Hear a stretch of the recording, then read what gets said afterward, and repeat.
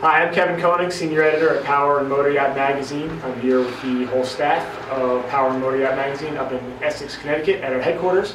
And this is our Fort Lauderdale International Boat Show preview video. All right, so there's tons of boats launching this year, as always, at the Lauderdale show. It's a gigantic show in the industry, as you know. We thought we would pick out a few that we're especially excited to see and have all the editors tell you what they are. Mine is...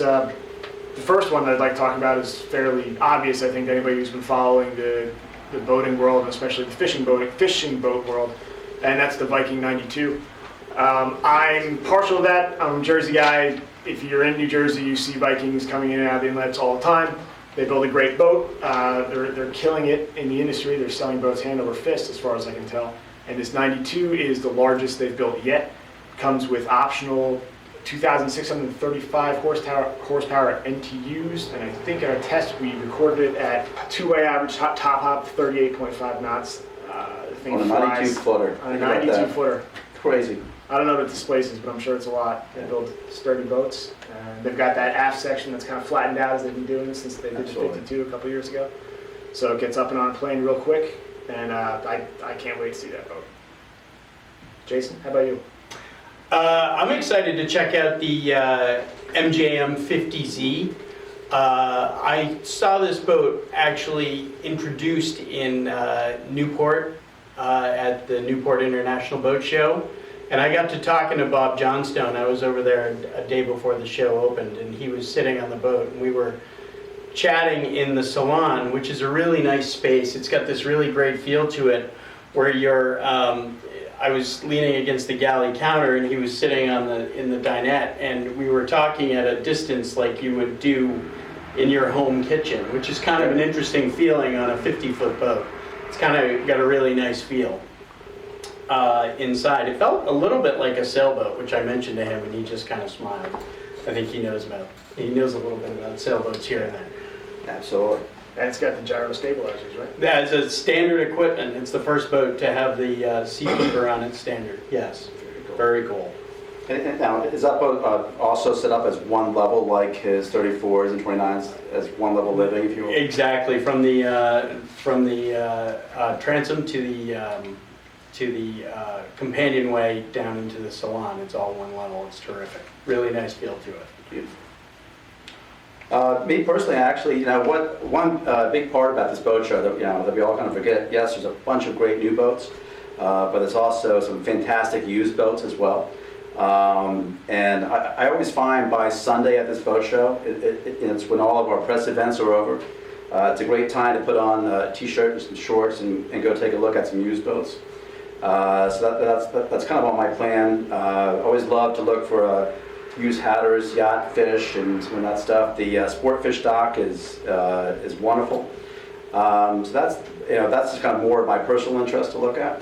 But I'm also excited to look at. I was in France recently with Ron Nugent from Westport Yachts, and we were talking about hull number 53 of the new Westport 112.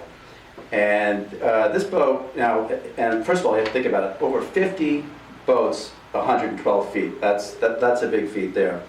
But Westport is now was bought out by new builders, new owners about 6 months ago. And one of the things that they brought also to the table now is to put more customizations into the boat. The boats, those interiors have been fairly standard on the 112 and on the 98. This boat, hull number 53, is a whole new interior. Just kind of dialed it up a little bit. Not so much the cherry wood that they've had in the past, a little darker. It was done as a custom, as a custom project for an owner, and now it's going to become the standard starting at hull number 55 and above. So, again, I think it's remarkable that you're at over 50 units for a boat of that size, and then what they're also working on is a new 125. That obviously won't be at the show. It's about a year or and a half away, so should be interesting. That's exciting. Yeah, that's exciting. Chris, what do you got on your plate? Well, I mean, just kind of keeping on the big boats. I like the Riva 122 strictly for the fact that it's a 122-foot Riva, which is pretty incredible. And the stuff that those guys put on the boats, I mean, they've got some features. Italian sleek in that size range is just, I mean, it's something to behold. Those boats are pretty wild.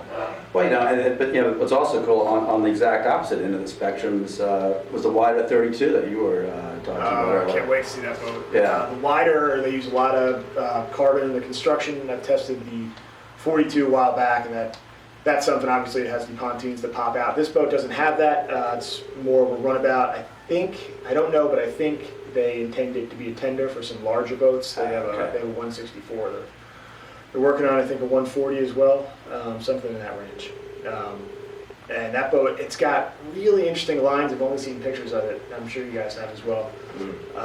I saw the first one in Cannes was in France, and it's stunning. Yeah, I feel like looking at the images, it's one of those boats that's really going to pop when you see it in person. All right, I think that'll do it for our show today. We'll see you at the other show down in Lauderdale.